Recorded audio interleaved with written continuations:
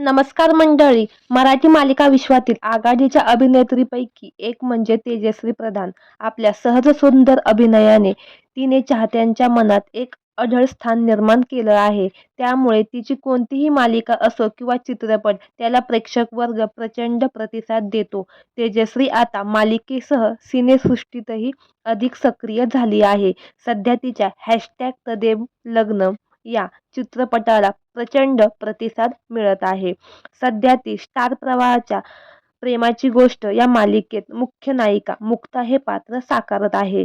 मालिका सध्या लोकप्रियतेच्या उंच शिखरावर असतानाच तेजस्वीने मालिकेतून कायमचा निरोप घेतला आहे. त्यामुळे चाहत्यांमध्ये आश्चर्याचा धक्का बसला आहे. तर काय आहे संपूर्ण माहिती जाणून घेऊ. तत्पूर्वी आपल्या सफर ताऱ्यांची या यूट्यूब चॅनलला सबस्क्राईब आणि लाईक केलं नसेल तर नक्की करा.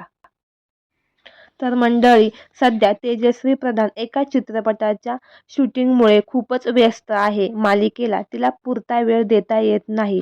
तिने अद्याप एवढंच कारण सोशल मीडियावर सांगितलं आहे. आता तिच्या जागेवर स्वराज्य सौदामिनी तारा राणी या मालिकेतील मुख्य नायिका स्वर्धा ठिगळे हे पात्र साकारणार आहे.